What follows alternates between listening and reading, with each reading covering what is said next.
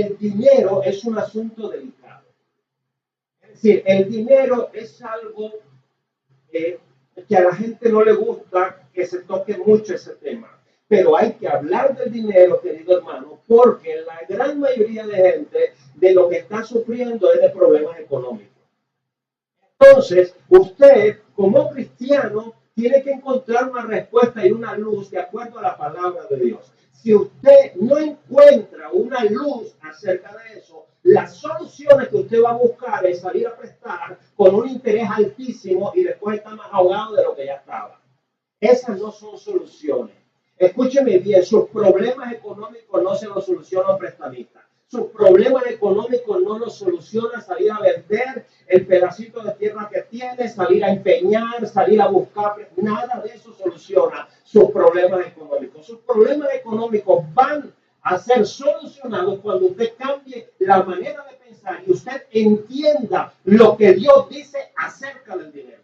¿Por qué, querido hermano? Porque hay mucha gente esperando un milagro económico. Pero yo quiero decirle, en la iglesia hay mucha gente que recibe milagros económicos. El Señor les abre una puerta, les trae una solución, brincan en un solo pie por poquitos días porque dentro de poco tiempo ya están metidos en otro lío económico. ¿Qué significa esto, hermano? Que tu economía no te la arregla un milagro. Tu economía la arregla que cambies tus esquemas mentales, que tú entiendas lo que el Señor dice acerca del dinero y entonces así tú cambias la manera en que manejas el dinero y de esa manera tu vida va siendo transformada. Es así como el Espíritu Santo obra, iluminando los ojos de nuestro entendimiento, dándonos espíritu de sabiduría y de revelación en el conocimiento de Él, y entonces nosotros comprendemos. En el capítulo 8 y capítulo 9 de la segunda carta de los Corintios encontramos mucha luz acerca del dinero. Hay algo interesante porque resulta que la iglesia de Jerusalén estaba pasando por una tribulación muy grande. Entonces, ¿qué hace Pablo? Pablo habla con las demás iglesias. Las iglesias gentiles, es decir, las iglesias que no tenían un origen judío. Y les dice, miren, la iglesia de Jerusalén está pasando por una necesidad económica muy grande. Vamos a hacer una colecta entre todos y vamos a mandar una ayuda económica. Ahora, eran las iglesias de Galacia, de Acaya y de Macedonia. Pero resulta que Pablo le habla a la iglesia de Corinto y le dice, les voy a contar algo que pasó con la iglesia de Macedonia. Porque resulta que la iglesia de Jerusalén estaba pasando por mucha persecución y estaban los hermanos de la iglesia de Jerusalén estaban pasando por mucha pobreza. Pero ellos no esperaban que la iglesia de Macedonia también participara en la colecta, porque la iglesia de Macedonia era muy pobre. Entonces, de eso es lo que vamos a hablar. Y vamos a hablar durante 4 semanas acerca de la iglesia de Macedonia y de lo que el Señor nos va a iluminar acerca de nuestra perspectiva del dinero, porque estamos hablando de una iglesia muy pobre que encuentra la manera de bendecir a otra iglesia también muy pobre. ¿No le interesa? Miren lo que dice. Vamos a 2 de Corintios, capítulo 8, verso 1. Y hoy solamente vamos a ver del verso 1 al verso 12. Dice Pablo. ¿Estamos ahí? Asimismo, hermanos, os hacemos saber la gracia de Dios que se ha dado a la iglesia de Macedonia.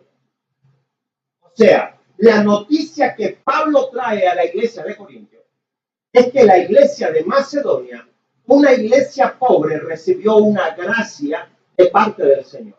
Una bendición. ¿Cuál es esa gracia, esa bendición? Versículo 2. En medio de una gran prueba de tribulación, la abundancia de su gozo, su extrema pobreza, abundaron en riquezas de su generosidad. Pues doy testimonio de que espontáneamente han dado conforme a sus posibilidades y aún más allá de sus posibilidades, pidiéndonos con muchos ruegos que les concediésemos el privilegio de participar en este servicio a los santos. Y no como lo esperábamos, sino que se dieron a sí mismos, primeramente al Señor y luego a nosotros por la voluntad de Dios. Ahora, les quiero recordar, metamos todo esto en contexto. La iglesia de Jerusalén estaba pasando por persecución y por mucha pobreza. Pablo envía cartas y mensajes a las iglesias y dice, la iglesia de Jerusalén está pobre, vamos a hacer una colecta. Pero ellos no esperaban que la iglesia de Macedonia participara. Es decir, ellos dijeron, Pablo dijo, a Macedonia no le pidamos dinero porque ellos también están en necesidad.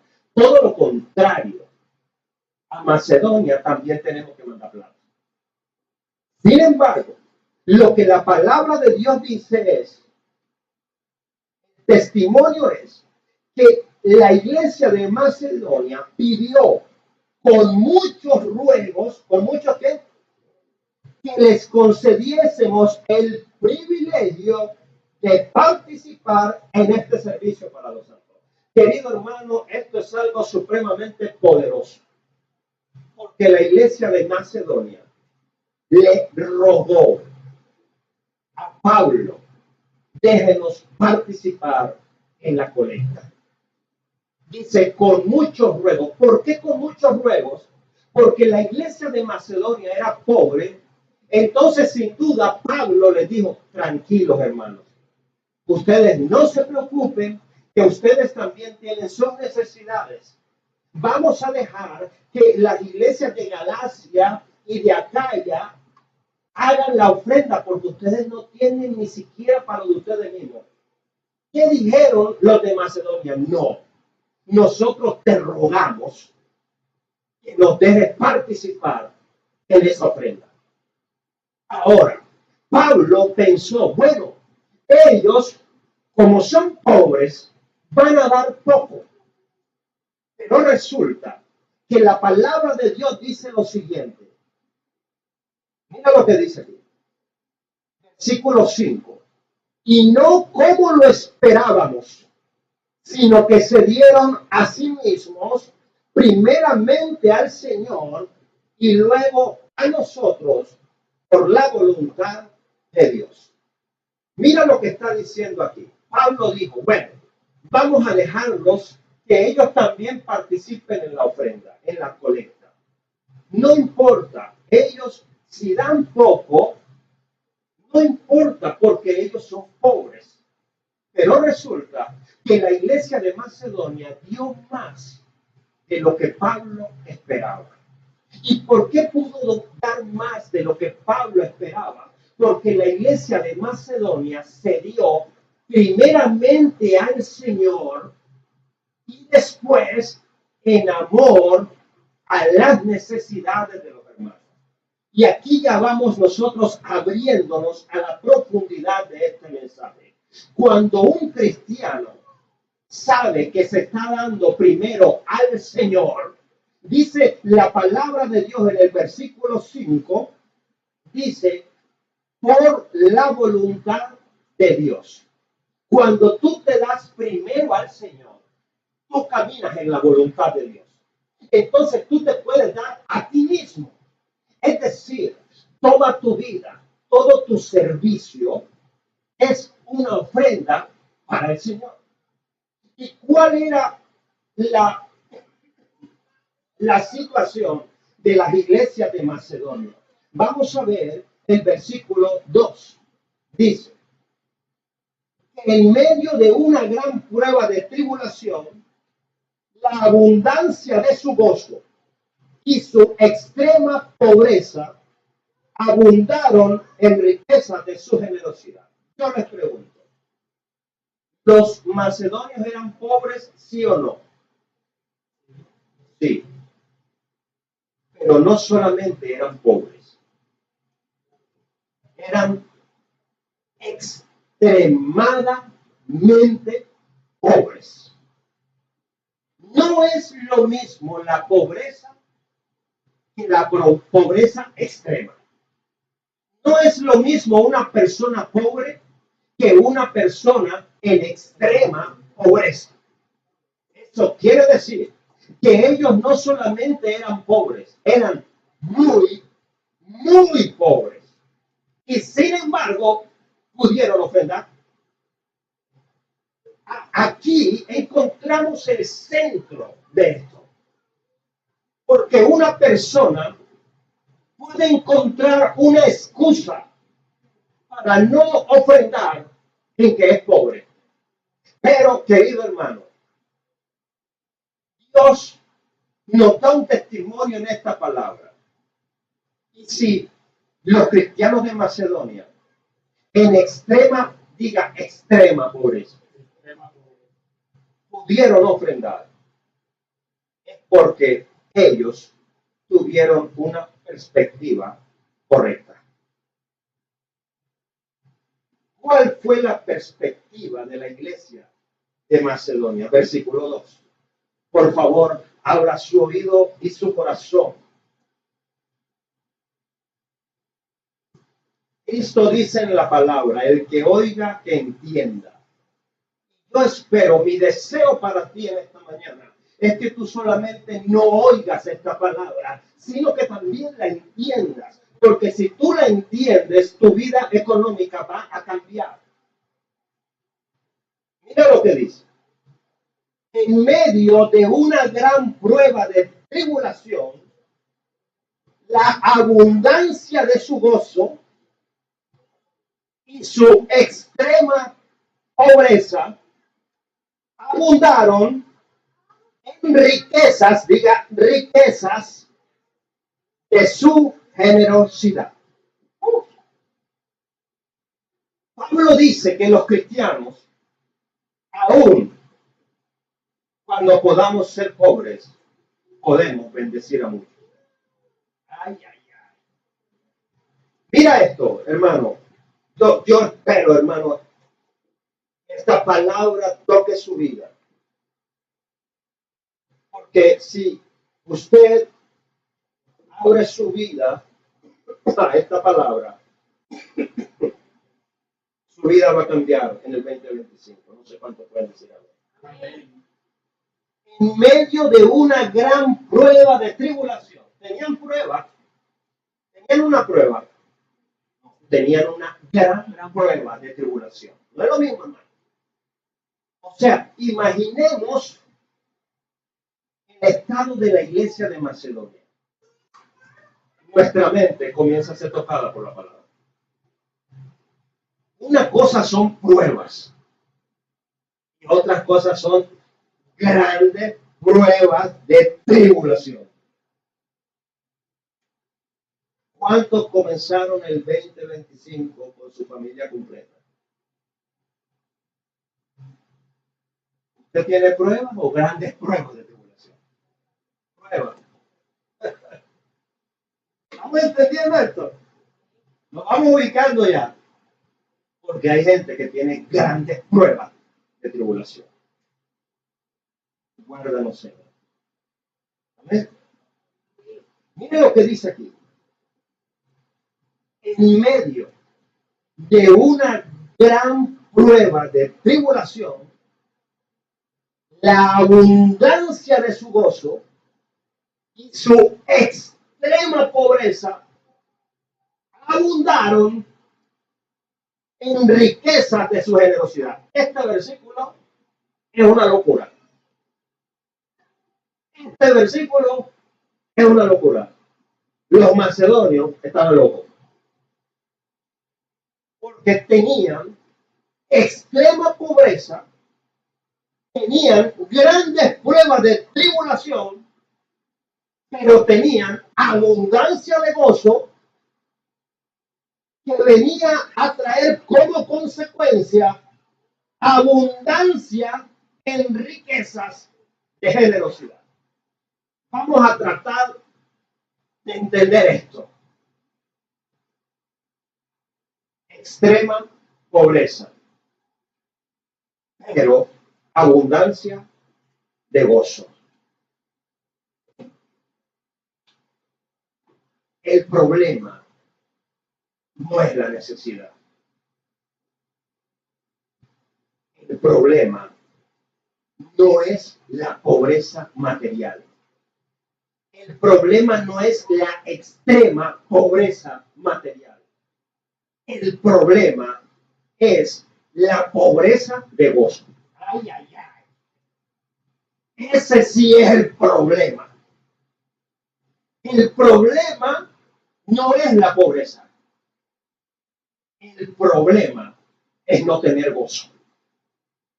¿Por qué? Porque los macedonios estaban pasando por grandes pruebas de tribulación, estaban en extrema pobreza, pero tenían abundante gozo.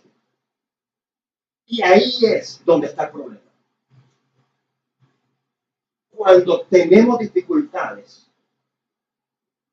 económicas, pero tenemos mayores dificultades para encontrar el gozo en medio de la dificultad.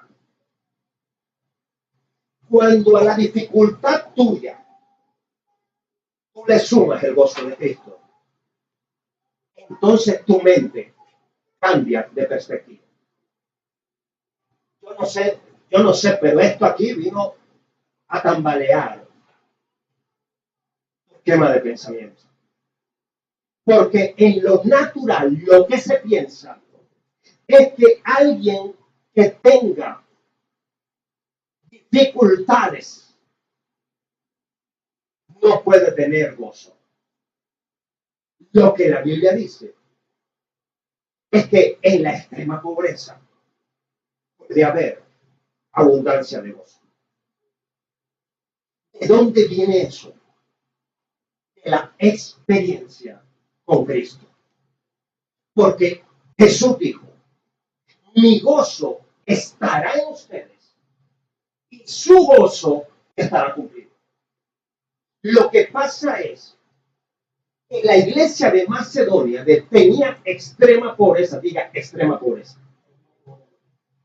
El asunto es, querido hermano, que cuando los macedonios se reconocían pobres, pero como caminaban en el gozo de Cristo, ahora ellos pudieron abundar en riquezas de generosidad. Por eso es que este versículo es contradictorio humanamente hablando, pero es lleno de verdad espiritual para quien lo ve espiritualmente. Porque lo que quiero es que son cosas impresionantes lo que este versículo dice. En medio de una gran prueba de tribulación, la abundancia de su gozo y su extrema pobreza. Pero ¿en qué cabeza cabe que alguien en extrema pobreza tenga abundancia de gozo? Claro, en ninguna mente carnal, pero el que es espiritual entiende las cosas espirituales y entiende que en medio de la necesidad, aunque le falte mucho, le sobra gozo. ¡Ay, ay, ay! ¿Por qué hay tantas casas de cristianos donde no hay gozo? Donde no hay alegría, donde no hay paz. Porque no hay gratitud. Y porque hay estrechez de mente. Porque se olvida que el Señor suplirá para todas sus necesidades conforme a sus riquezas en gracia en Cristo Jesús, Señor nuestro. Porque piensan para los otros, ay, y para mí no. Dios bendice a otros, pero a mí no. Lo que se les olvida es que Dios no hace acepción de personas. Y si Dios bendice incluso a los incrédulos, ¿cómo no va a bendecir a sus hijos? Entonces no depende de la bondad del padre, depende de la perspectiva del hijo. Ay, ay, ay, si mi hija de 10 años no confía en que su padre le va a pagar la matrícula, en que su padre le va a comprar los libros, en que su padre va a poner alimento en la mesa, entonces no tiene gozo.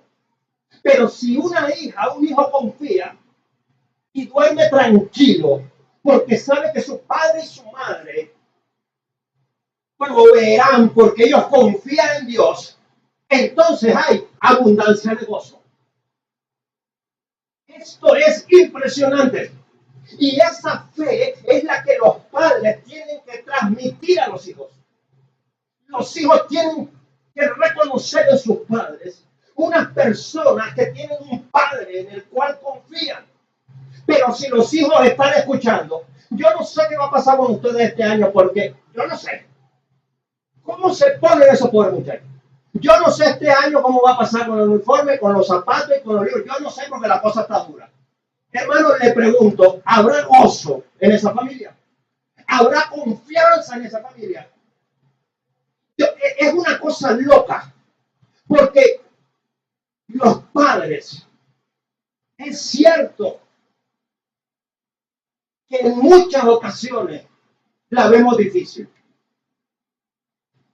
porque es cierto que son obligaciones, que en oportunidades cuesta solucionar por la situación de nuestro país. Y estamos en un tiempo de matrículas, de uniformes, de libros, de zapatos, de media, todo. Pero, ¿qué tal unos hijos viendo a los padres de mal genio porque llegó la época escolar? Hermano, ¿cómo entran esos pelados al colegio? No entran alegres, hermano. Un papá aburrido, una mamá aburrida y ahora y los ven peleando, yo no sé. Entonces yo pongo las 3 libretas y tú pones los demás porque yo no tengo plata. Pero ¿cómo así? Yo, santo, yo compré el año pasado el bolso y el uniforme. Tú verás este año, tú cómpralo. Pero espérate. ¿Dónde está la unión en la fe? Ay, ay, ay. ¿Cómo van a crecer esos hijos? ¿Van a poder tener gozo en la tribulación? Nunca. Van a crecer creyendo, Dios es bueno, pero con todo el mundo y conmigo no. Tú le tienes que transmitir a la familia, Dios es bueno, es proveedor. Y nosotros, aunque tengamos dificultades, tenemos lo más importante, tenemos gozo, porque tenemos un Padre bueno que sabe de qué cosas tenemos necesidades antes de que se las pidamos. Den un aplauso al que viene y a su nombre.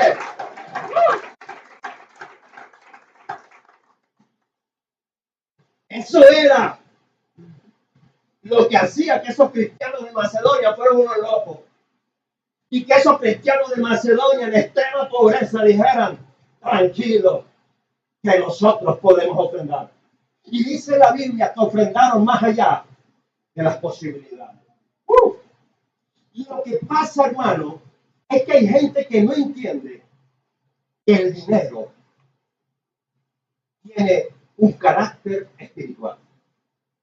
Porque cuando hablamos de provisión, y la provisión viene de Dios, y Dios provee para las necesidades de sus hijos, estamos hablando de que para Dios el dinero tuyo es importante.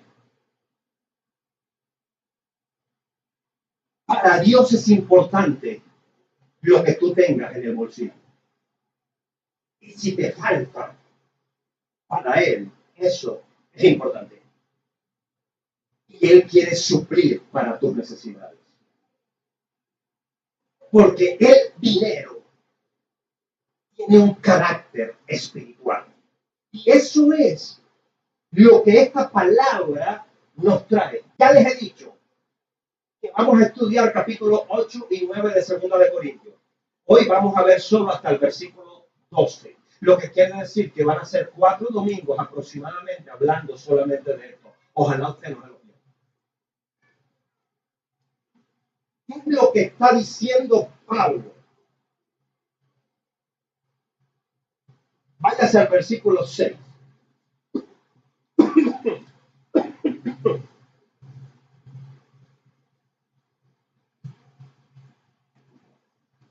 Dice, de manera que exhortamos a Tito para que tal como comenzó antes, así mismo acabase también entre vosotros esta obra de gracia.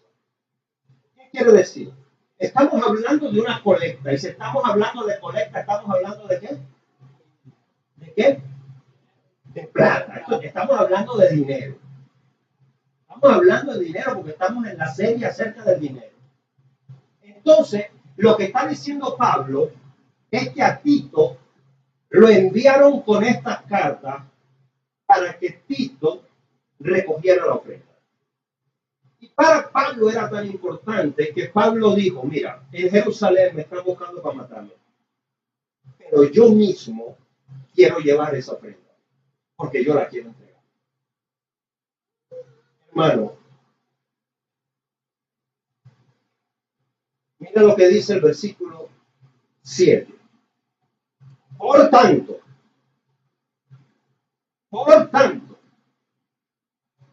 así como abundáis en todo, en fe, en palabra, en conocimiento, en toda diligencia y en vuestro amor con nosotros, abundad también en esta gracia. Mira lo que dice. El versículo 6 dice que han enviado a Tito a la iglesia de Corinto para que lleve a cabo esa obra de gracia. ¿Cuál era la obra de gracia? ¿Cuál era la obra de gracia? ¿Cuál era la obra? La colecta, recoger la ofrenda. Hermano, cuando nosotros hablamos de la gracia de Dios, puede que no se nos pase por la cabeza que el dinero, la ofrenda, sea una obra de gracia. Eso quiere decir, Pablo le está hablando a la iglesia de Corinto y le está diciendo, ustedes abundan, vamos a leer la lista, versículo 7, ustedes abundan ¿en qué? En fe, ¿en qué más? En palabra, ¿en qué más? En conocimiento, ¿en qué más? En diligencia, ¿y en qué más? En amor. Ay, ay, ay. Pero les faltaba algo. Abundar en cuál gracia. ¿En cuál gracia? ¿En cuál gracia les faltaba abundar? ¿Estamos hablando de qué?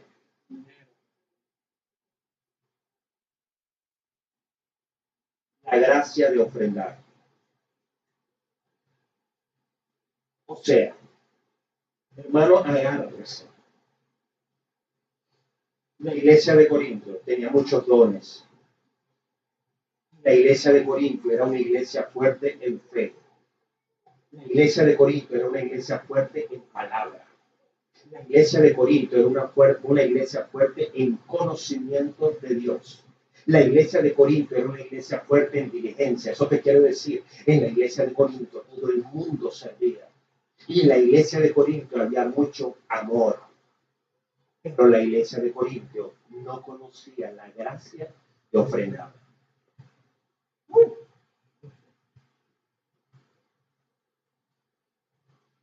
¿La gracia de qué? De ofrenda. Porque la ofrenda es una gracia. Estamos hablando de lo que dice la palabra. La ofrenda es una ¿qué? Gracia. O sea, la ofrenda es algo espiritual. Y la palabra de Dios pone al mismo nivel el amor, el conocimiento espiritual, el conocimiento de la palabra y la predicación, la fe, servicio y la ofrenda. ¿Sabía eso? Porque la ofrenda es espiritual. Dígame al que está al lado. La ofrenda es. Usted ya está maduro para soportar esto. Si usted quiere crecer, tiene que crecer en la ofrenda. Pastor, usted no sabe por lo que yo estoy pasando. Tú no sabes por lo que yo estoy pasando. Pero yo sí sé qué Padre tenemos. Y tu fe, y tu amor, y tu conocimiento, y tu diligencia, y la palabra que has recibido, te tiene que llevar a un cambio de mentalidad para que tu área económica se transforme. Porque si tú creces espiritualmente, escúchalo, entonces tienes que crecer en todas las áreas de tu vida. Y las áreas de tu vida incluyen la economía. Por eso es que Pablo le dice a Timoteo que crezcas, que prosperes en todo como prospera tu alma. Si tú prosperas en el alma, tienes que prosperar en la economía. Y yo no estoy predicando aquí riqueza, no. Estoy predicando que tú tienes que tener tranquilidad de que tus necesidades van a estar suplidas. Y vas a encontrar la manera de prosperar económicamente, porque esa es la voluntad de Dios. ¿Estamos entendiendo cómo es este asunto? ¿No le parece interesante, hermano?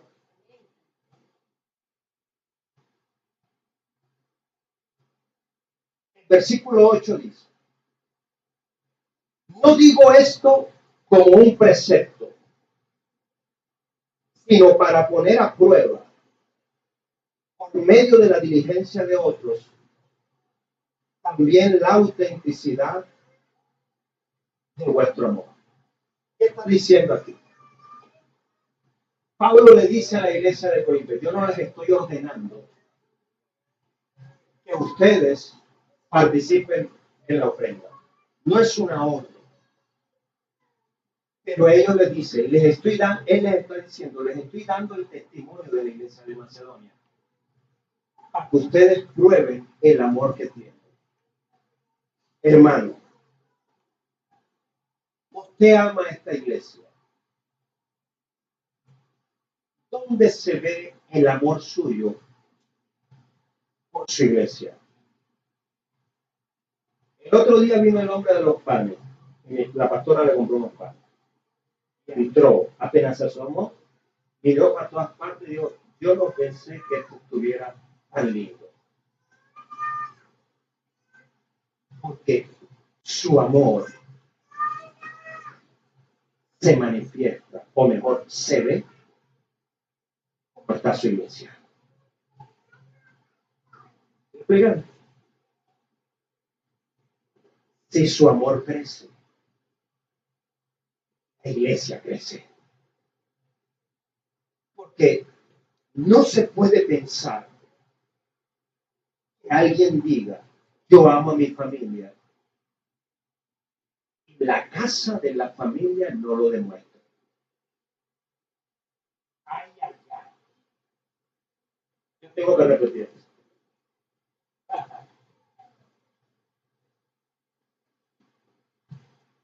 Si alguien dice: yo amo a mi familia, mi casa demuestra mi amor por mi familia.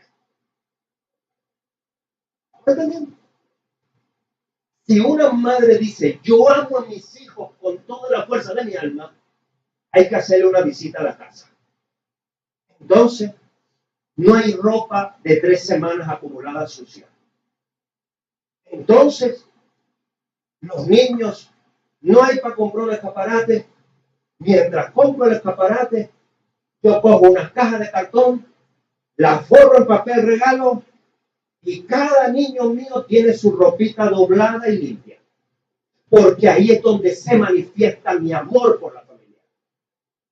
Si una madre dice que ama a sus hijos comen a la hora que tienen que comer. Si una madre dice que ama a sus hijos, llegó el lunes y esa madre desde el sábado como el domingo va para la iglesia, ya tiene los uniformes listos. Ay, ay, ay. Porque tu casa demuestra el amor que tienes por tu familia. Estamos siendo claros. Entonces, tu iglesia demuestra el amor que tienes por la iglesia. Y si tu amor crece, la iglesia crece. Porque si tu amor crece, tu ofrenda crece. Y la iglesia crece. Y se pone más bonita. Y todo el que entra dice, aquí el amor se nota. Porque nadie puede decir, yo amo mi familia. Y la casa no lo demuestra. Porque mi tutora me decía, Fernando, porque hechos son amores y no buenas razones. No es decir, yo sí amo a los míos. Es que se tiene que notar que los ames. Como está tu casa, demuestra el amor que tienes por lo tuyo. Y algo. Ay, ay, ay. Por eso es que Pablo dice a la iglesia de Corintios, bueno, ustedes tienen conocimiento, tienen palabra, tienen fe, son diligentes, tienen amor, pero no ofrendan. Demuestren el amor. Entonces, el problema no es la pobreza. El problema es la mentalidad del pobre. Porque hay gente que quiere salir de la pobreza, pero no hace nada para salir de la pobreza. Pues nunca va a salir de la pobreza. El que quiere salir de pobre no tiene mentalidad de pobre. El que quiere salir de pobre sabe que tiene un padre que le puede hacer abundar en todo gozo en medio de la pobreza. Y la abundancia de gozo que se junta con tu pobreza te abre la mentalidad y tú ves una puerta de salida. Pero el cristiano que quiere salir de la pobreza, pero vive en amargura, y yo le pregunto, ¿va a salir de la pobreza? No, porque a la pobreza la tiene que acompañar el gozo, para que haya paz en el alma y entonces veamos la puerta de salida. Den un aplauso al que vive y a su nombre. Mira lo que dice. Vamos ahí. Ahora, ya después de que él les explicó todo este cuento que hemos hablado, le dice, bueno, ahora pues, acabad también de hacerlo para que como estuvisteis prontos a quererlo, así también lo estéis en cumplirlo conforme a lo que tengáis. Porque si la voluntad está ya pronta, será acepta según lo que uno tiene, no según lo que no tiene. Esto me encanta. ¿Qué quiere decir esto? Pablo le dice a los corintios, bueno, como estamos hablando de la ofrenda y los estamos exhortando a que ustedes ofrenden, como los de Macedonia, que están en extrema pobreza y otros, entonces les dice, ya que ustedes dijeron querer ofrendar, pues llévenlo a cabo. ¿Qué quiere decir Pablo? Váyase por favor a Primera de Corintios. Primera de Corintios, verso 16, 1 al 4. Váyase allá para que nos sorprendamos aquí con una cosita. Primera de Corintios, capítulo 16, verso 1 al 4. Mira lo que dice.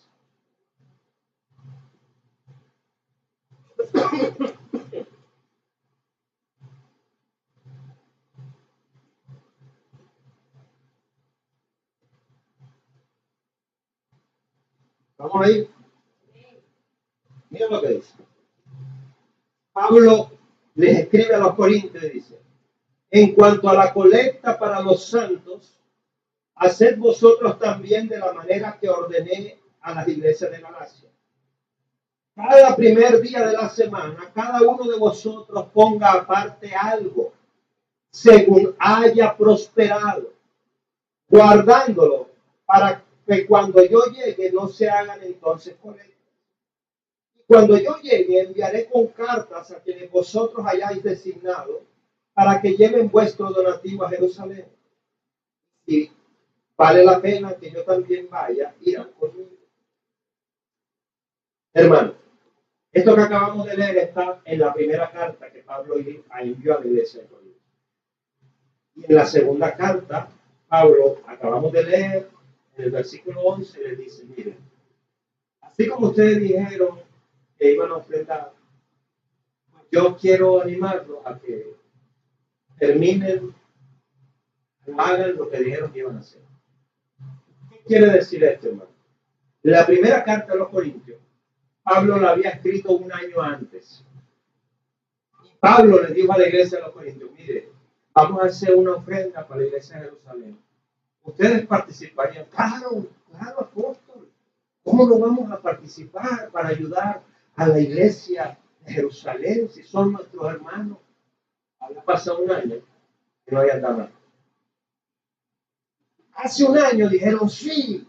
Entonces Pablo les dice: bueno, cada domingo traigan lo que han apartado para que cuando yo vaya ya esté la colecta lista. Había pasado un año. ¿Por qué Pablo le habla de la iglesia de Macedonia? Porque la iglesia de Corintio tenía mucho dinero. La iglesia de Corintio no era pobre y la iglesia de Macedonia tenía extrema pobreza. Y los de Macedonia ofrendaron primero abundantemente y los de Corintio, que tenían plata, no habían ofrendado. Aquí llegamos a un principio. La ofrenda no depende del dinero que la persona tenga.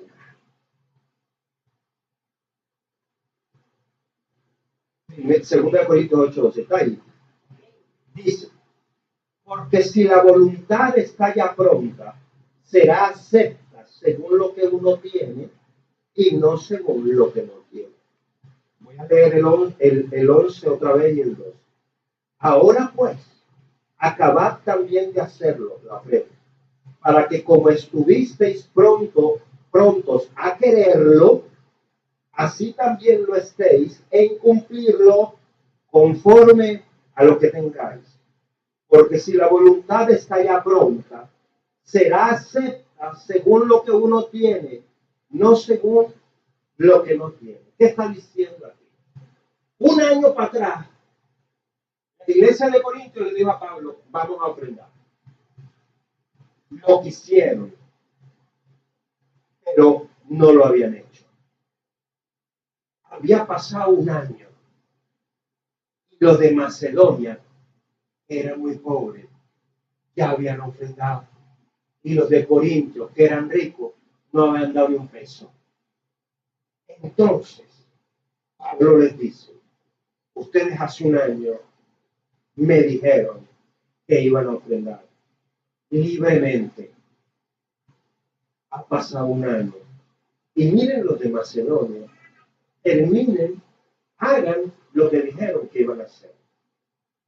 Porque si la voluntad está pronta, está hecho. ¿Qué quiere decir esto, hermano?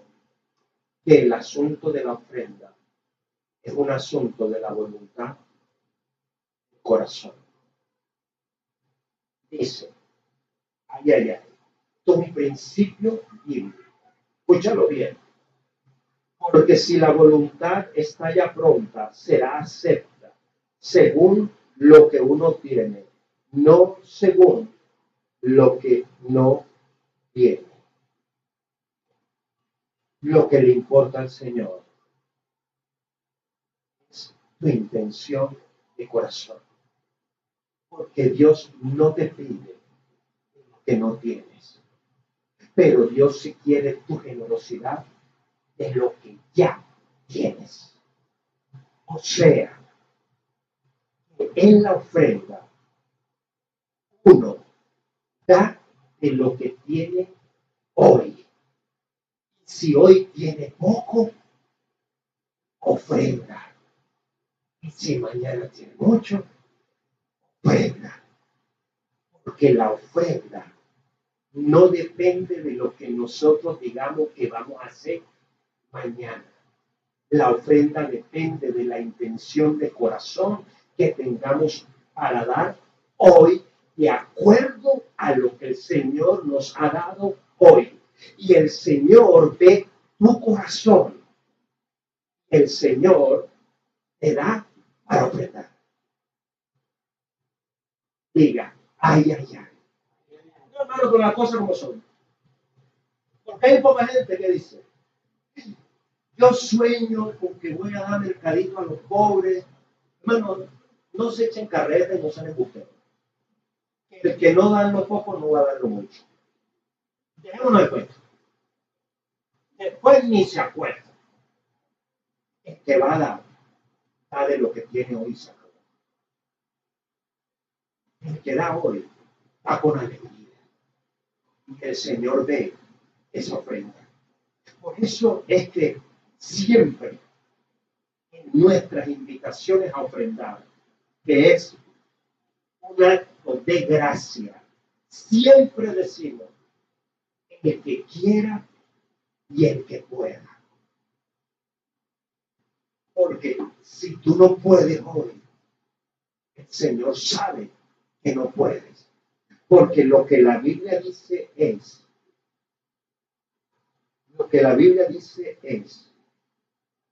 que Dios acepta la ofrenda según lo que uno tiene, no según lo que uno no tiene. Yo no te puedo a ti manipular para que tú saques ofrenda donde no tienes. Yo te tengo que anunciar que la ofrenda es un asunto del Espíritu. La ofrenda tiene que ser parte de tu vida. Tú tienes que ofrendar, no para los pastores. Y gracias a Dios, y yo alabo mucho a Dios, que mi esposa y yo como pastores podemos decir lo mismo que Pablo. Nosotros, gracias al Señor, trabajamos para nuestro sustento. Entonces nosotros no te pedimos ofrenda para nosotros. Gloria a Dios. Nosotros te pedimos ofrenda para la obra del Señor. Y le ofrendas al Señor. Y si tú hoy dices, yo no sé qué pasa, pero mi vida económica no cambia. Entonces, tienes que pensar que tu mente, tu mentalidad acerca del dinero tiene que cambiar. Tienes que pensar también qué tan agradecido eres con el Señor. Y tienes que darte cuenta si tienes los ojos más puestos en lo que no tienes que en lo que ya tienes. Si tú tienes los ojos puestos en lo que te falta, nunca vas a tener gozo y nunca vas a encontrar oportunidad de dar ofrenda. Pero si tú tienes los ojos puestos en lo que ya tienes, encuentras muchas oportunidades para dar gracias al Señor.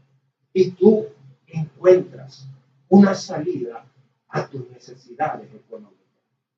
Yo quiero decirte algo. Hay gente a quien el Señor ayuda para que ellos siempre tengan una oportunidad de ayudar a otros. Pero hay gente que siempre encuentra una oportunidad para no ayudar a nadie. Porque en todo tiempo se están quejando de la situación. En todo tiempo tienen una mentalidad negativa. En todo tiempo están hablando solo de enfermedades, de achaques, de dificultades, de peleas, de tristezas y de amargura. y nunca hablan de la huevo. Gente que uno saluda, ¿cómo está? Ay, llamar a una señora que no va a decir esta semana. Fulanita, oh, pastor, desde tanto tiempo sin escucharte, ¿cómo estás? Aquí, pastor, con la llave, que usted no tiene la culpa. Hermano, pero un momentico, como 6 meses sin hablar con ese, más de ese, como un año. Ni siquiera, pastor, que le voy a escuchar, no, lo primero. Bueno, pero hermano, ¿y la familia cómo está? Bueno, la hija mía está sufriendo los riñones. Y bueno, el pastor ahí llevándola. Ay, pastor, así. Ay, pastor, tengo un ropero para la... Hermano, esa mujer no la saca nadie de ahí. Necesita un milagro del Espíritu Santo. Hermano, usted pregúntese, ¿de qué habla usted? O sea, ¿de qué hablas con la gente todos los días? ¿De qué hablas? ¿De qué hablas con tu compañero, con tu compañera? ¿De qué hablas con tu esposo, con tu esposa? ¿De qué hablas con tus hermanos cuando tú los llamas? Ah, mi hermano, ¿cómo estás? Sí, hermano, tú ya sabes cómo ha sido la vida. Señor, reprenda el diablo. No, pero ¿cómo estás? No como Dios quiere, no como yo quiero, pero como Dios quiere. No, Dios no quiere que esté así. El diablo sí quiere que esté así. Entonces el médico, entonces comienza a enfermedad, antes de decir los resultados, entonces comienza a hablar, no, pero tú sabes que no tengo que buscar para los pasajes, y me tengo que aguantar 2 horas en una fila, el médico ni me dio. Algunas pastillas estas son las mismas, hermano, no dicen nada bueno, hermano, pero ¿qué gozo va a tener esa gente? Pero ¿qué gozo va a tener? Vive en amargura, en tristeza, en llanto. No ven oportunidad, no ven salida, nunca van a poder ayudar a nadie, hermano. Pero hay otra gente, hermano.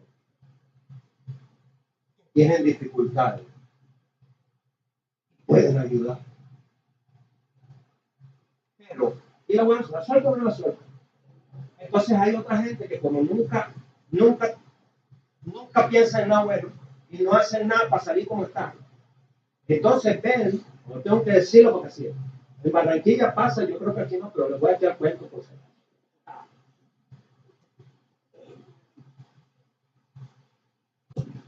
Tome agua. Porque hay un poco de gente viva aprovechado sin vergüenza. Que no pueden ver que alguien de la familia ayuda como los de Macedonia por encima de sus posibilidades. Entonces se sientan en sus laureles. Dile a fulanito que como que le está yendo bien porque él ayuda a todo el mundo. No, son como los de Macedonia. Tienen sus dificultades, pero en medio de las dificultades ayudan. Y hay un poco sinvergüenza. Ahora yo no sé si voy a poder publicar esto. Son sinvergüenza. ¿Qué se puede hacer? Entonces no pueden ver a alguien que está ayudando porque se quieren prender de ahí. Y entonces comienzan a mandar los otros. ¿No? Que dile a fulano que se le está yendo bien. Yo no sé qué está. No, son como los de Macedonia. Viven alegres, gozosos y le tienden la mano a los demás. Y en vez de estar prendiéndose de ahí, hay que cambiar la mente para también ayudar, hermano. Entonces ese, cuando se da cuenta que lo que están es aprovechándose, entonces, lo siento, pero ya no. Entonces ahora es malo de la película.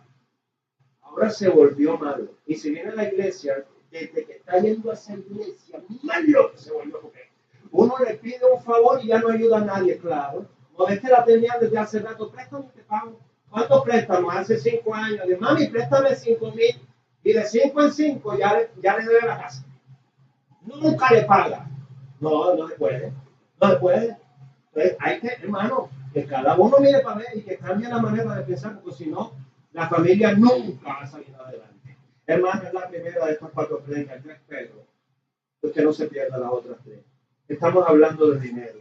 Hay que cambiar la manera de pensar para que cambie nuestra manera de vivir y que tengamos gozo, para que en medio del gozo, querido hermano, junto a la palabra, el conocimiento, la fe, la diligencia y el amor, nosotros crezcamos en todas las cosas, porque esa es la voluntad de Dios para sus hijos. Amén. Denle un aplauso al Señor.